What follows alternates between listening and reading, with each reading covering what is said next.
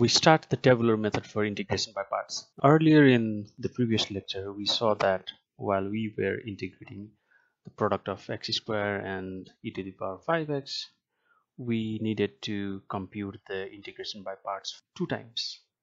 It was lengthy. Now we'll be going through the tabular method for integration by parts, and let us use the same example. All right. We suppose u equals to x square, v equals to e to the power 5x. Okay. Earlier we used dv equals to e to the power 5x dx. Now we use v equals to e to the power 5x for the tabular method, and this column refers for sign, okay, plus or minus, and this is the result. This column represents result. And now we know that u equals to x square, so let us write down x square, and its first derivative is 2x. This is 2x. Second derivative is 2, and finally the last derivative 0, right? 0. And now similarly we write down the integral at first, then second we go for first integration of e to the power 5x, which is 1 divided by 5 e to the power 5x. Then the second integration would be 1 over 25 e to the power 5x. Then the third integration is 1 over 125, okay, e to the power 5x. X square matches up with 1 over 5 e to the power 5x.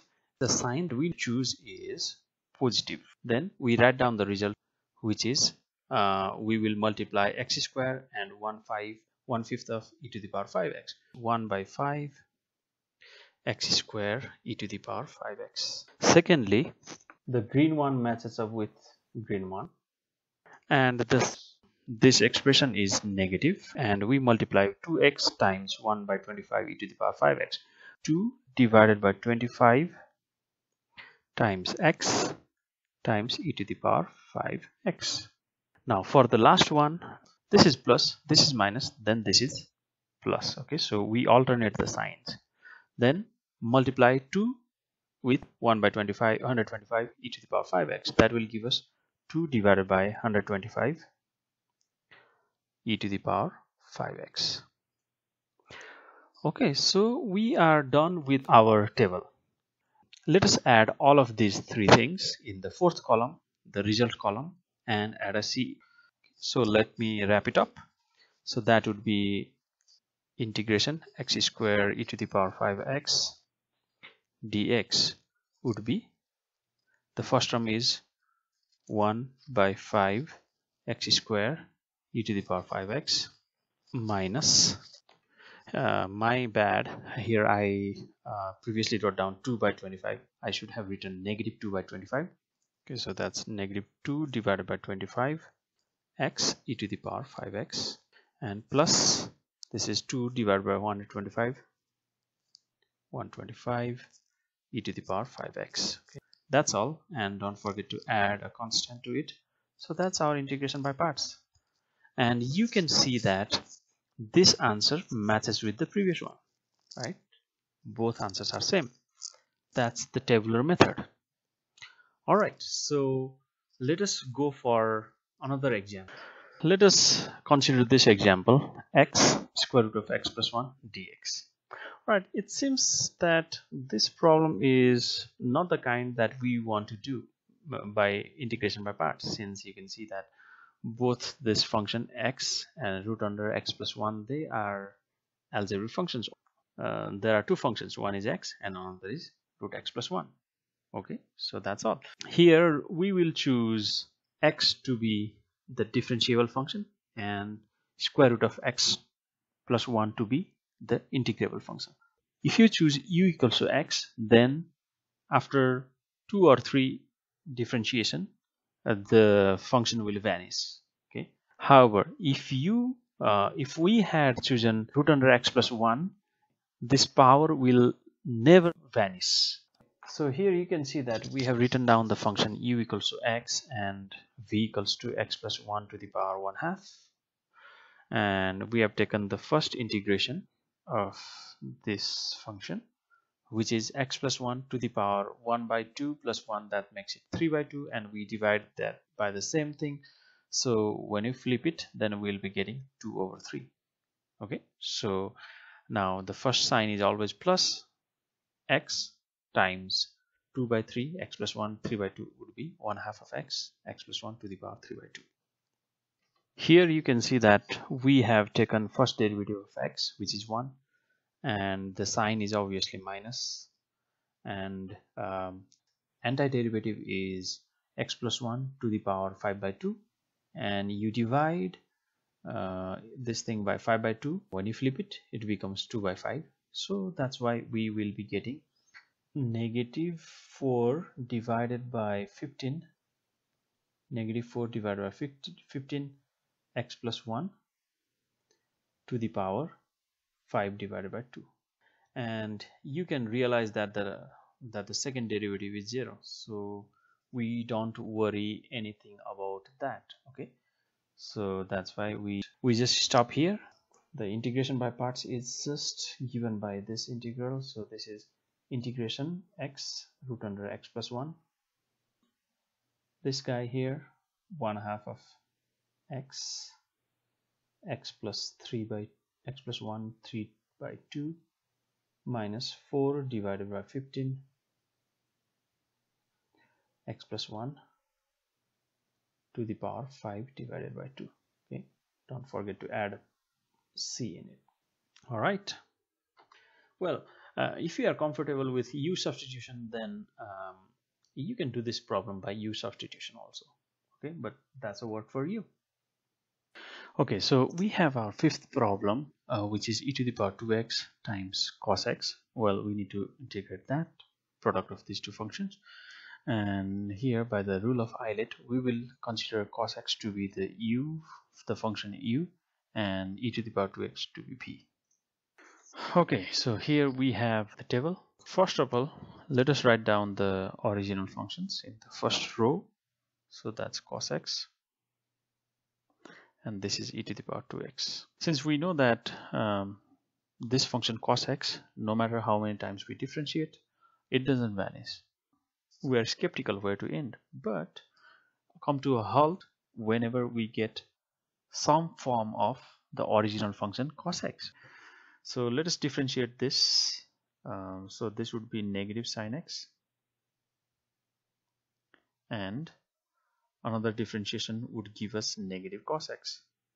So we stop right here, and now let us integrate e to the power 2x, 1 half of e to the power 2x. Since we have differentiated u 2 times, so we also differentiate 2 times, so that will give us 1 divided by 4 e to the power 2x. We match these two things. Okay, so that is positive. The result is positive 1 half of e to the power 2x cos x. This is negative, so this will give us negative positive 1/4 of e to the power 2x sin x. Now at the end, reverse the routing. We go from this place to this place, so this would be positive, and now here we will be writing negative 1/4 of integration. So this is e to the power 2x cos x dx. Okay, so that's the only difference. Okay, so just try to keep track of all of these things, whatever we have done, and at the end we need to reverse the arrow. Okay, and this is only valid for the functions for the case where the differentiable function want to vanish. Okay, so please keep that in mind. Let us consider that this integral is I. Okay, so I just represents for integral.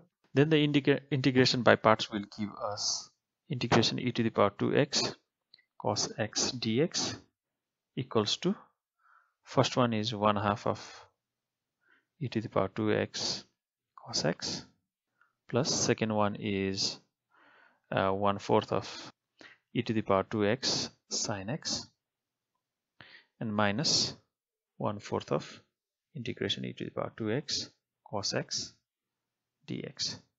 This quantity is I, so let me write that down as I, and that's equals to, let me pull this e to the power 2x out, and that means I'm taking e to the power 2x common from these two quantities, and if I pull this fourth out, then it will be 2 cos x in this place plus sine x, and this is negative 1/4, and this quantity is of course I. This is negative 1/4 of I. If you take that to another side, then it will give us 5/4 I. Since this is 1I plus 1 plus 4I is 5/4 I. So this would give us e to the power 2x by 4 2 cos x plus sine x. Now this 4 and 4 they get cancelled, and 5 if you divide it, then you will be getting I equals to e to the power 2x divided by 5 2 cos x plus sine x. Okay, so that's our integration by parts using tabular method, where the differentiable function does not vanish. Now let's take sixth example, integration of x square ln of x dx. Okay, so we have come up with a table where we are considering u to be ln of x, that's a logarithmic function which comes before the algebraic function v equals x square. Copy that functions down, ln of x, and this is x square. Here also you can see that differentiating ln of x will give you 1 by x, and again differentiating that will give you negative 2 over x square, and it continues so on.